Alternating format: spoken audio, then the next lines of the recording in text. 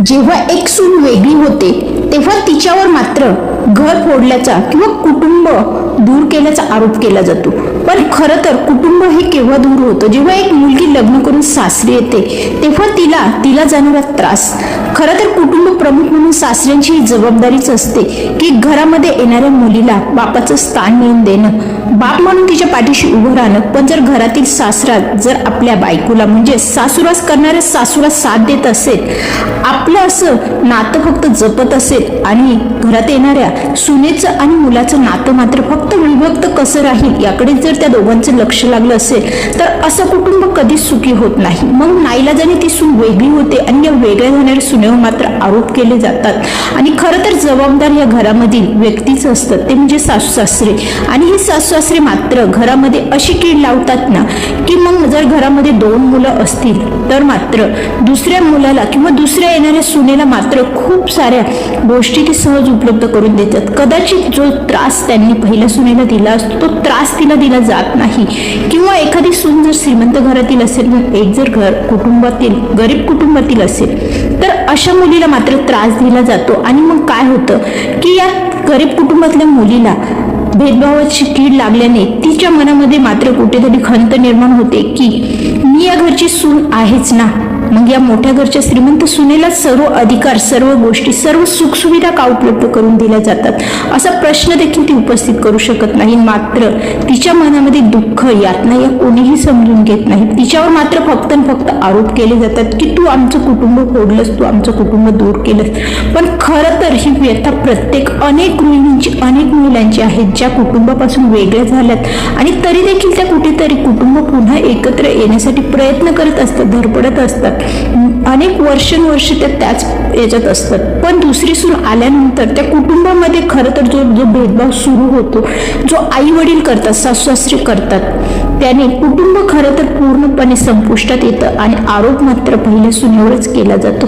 तर ही अनेक घरांची व्यथा आहे. खरं तर मला असं वाटतं तुमच्यापैकी अनेक जणांनी अनेक कुटुंबांमध्ये या गोष्टी अनुभवल्या असतील किंवा ऐकल्या देखील असतील. अनेक अशी कुटुंब आहेत की खरं तर आई वडीलच या कुटुंबाला विभक्त करण्यासाठी जबाबदार असतात. कुटुंबामध्ये जर भेदभाव केला गेला तर ते कुटुंब कधीच एकत्र येत नाही, हे नेहमी लक्षात घ्या. कारण की सुनेला हा सन्मान हवा असतो, समानतेचा हक्क हवा असतो. आणि जर तिथे समानता नसेल, तिचा सन्मान नसेल तर अशा कुटुंबात ती मुलगी किंवा ती सून जाण्यासाठी नेहमीच नकार असतेच. मग मला सांगा यामध्ये त्या मुलीची चूक काय असते? खरं तर सासरा असं नसावं. सासरा जर स्वतःची बायको जराही क्षणभर डोळ्यात दिसू नये किंवा दिसली नाही तरी न करणारे तर आपल्या मुलासाठी देखील ती पत्नी आहे या भावना त्यांना का समजत नाहीत? अनेक अशी सासू सासरे आहेत की ते स्वतःच मात्र नवरा बायकोचं नातं हे प्रामाणिकपणे निभावत असतात, पण मुलगा आणि सून यांच्यामधील नातं मात्र त्यांना पाहवत देखील नाही. मुलगा आणि सून एकत्र राहणं हे त्यांच्यासाठी का दुःखवट्याचं असतं? का दुःख होतं त्यांना एवढं? या गोष्टी खरं तर आजही अनुत्तरित आहेत. आजही अनेक मुली या त्रासामधून जात आहेत. अनेक सासू सासरे असे आहेत की त्यांना माहीत नाही पण सुनेचा त्रास किंवा सुनेचं सुख हे बघवत नाही. सून जर आरामात असेल किंवा सून जर मजेत जगत असेल तर त्यांना ते भावत नाही. घरात येणारी सून ही फक्त कामासाठीच आणलेली मशीन जणू आहे असं त्यांना वाटतं. तिने सतत काम करत राहावं. आपली मुलगी मात्र महाराणीवाणी राहावी. आपल्या मुलीचं सासरीही चांगलं असावं आणि माहेरी आल्यानंतरही तिने आरामात राहावं अशी अपेक्षा ठेवणारे आई वडील सुनाच्या बाबतीत अशा चुका का करतात? सून ही त्यांची विरोधक असते का?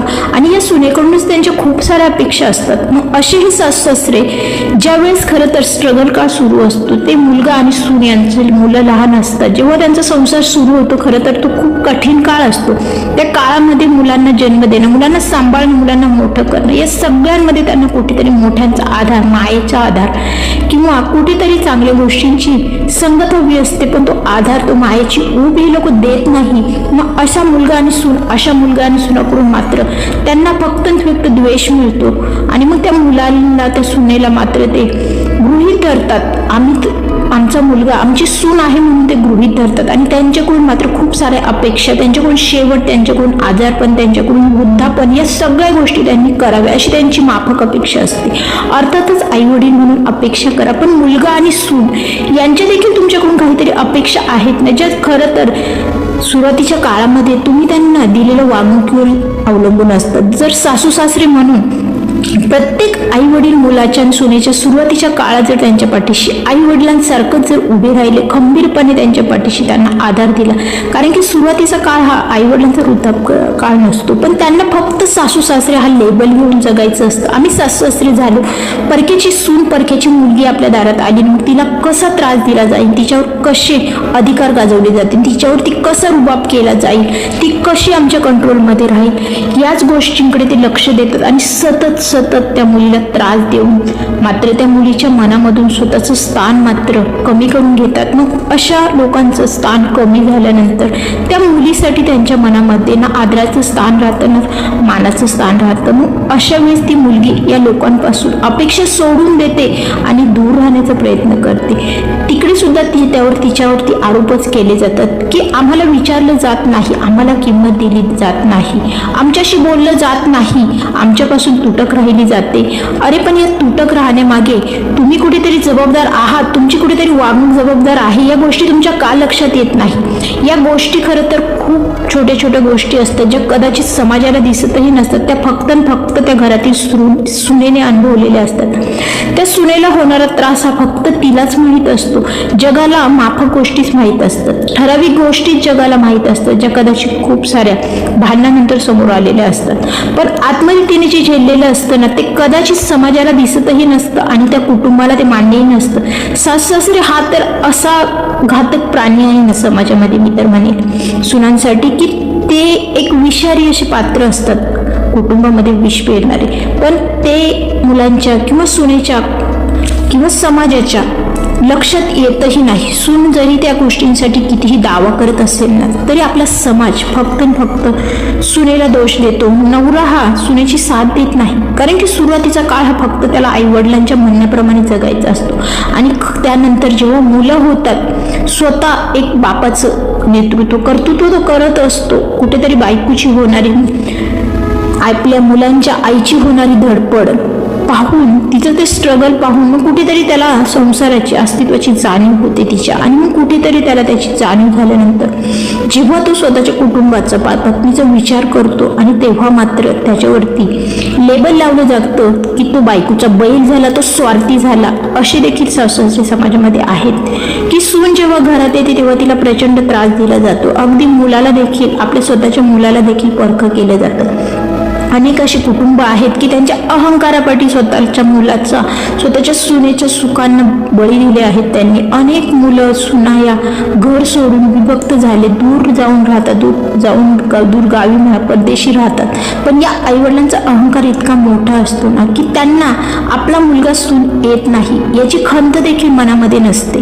त्यांना याची जाणीवही नसते कुठेतरी आपल्या वागणुकीमुळे किंवा आपला अहंकार, आपली त्यांच्याशी असलेली तुटक वागणूक किंवा विषारी जी द्वेषाची वागणूक आहे त्या वागणुकीमुळे कदाचित आपला मुलगा सूर आपल्याजवळ येत नाही याची त्यांना खंत देखील नसते. मग असे हे आई वडील, अशा या अहंकारी आई वडिलांना वृद्धापकाळात या सुनांनी मुलांनी का जवळ करावी हा प्रश्न खरं तर अनेक अशा सुनांच्या मनामध्ये आहे. मुलगा म्हणून कुठेतरी समाजाच्या लाजेपोटी मुलगा या कर्तव्याला तयारही होतो, पण त्या सुनेच्या मनाचं काय? ज्या सुनेला फक्त परफेक्टपणाची वागणूक दिलेली आहे, ज्या सुनेला या सासू सासऱ्यांच्या वागणुकीमुळे आपलं गाव, आपला समाज सोडून कुठेतरी दूर जाऊन राहावं लागलं, कुठेतरी दूर जाऊन स्वतःचा संसार करावा लागला, अशा मुलींनी अशा सासू सासऱ्यांना जवळ करावं किंवा अशा सासू सासऱ्यांना सन्मानार्थी वागणूक द्यावी. त्यांचं आजारपण, त्यांचा वृद्धापकाळ हा सन्मानाने करावा किंवा प्रेमाने करावा अशी अपेक्षा हा समाज किंवा ते कुटुंब किंवा तो नवरा कसा करू शकतो? त्या स्त्रीच्या मनाचा विचार कोण करणार? अनेक अशा आहेत सुना की ज्यांना त्रास दिला गेलाय, वर्षानुवर्ष त्रास दिला गेलाय आणि वृद्धापकाळात मात्र त्याच सुनेकडून अपेक्षा केली गेली. मग मला सांगा, अशा सुनांनी त्या सासू सासऱ्यांचा सन्मान किंवा त्या सासू सासऱ्यांचा सांभाळ कसा करावा? तिच्याही मनाचा कुठेतरी विचार व्हावा असं मला वाटतं. तुम्हाला या विचारांना घेऊन कसं वाटतं, काय वाटतं, तुम्ही नक्की मला कमेंट बॉक्समध्ये कळवा. व्हिडिओ आवडला असेल तर व्हिडिओला लाईक करा, चॅनलला नवीन असेल तर चॅनलला सबस्क्राईब देखील करा. धन्यवाद.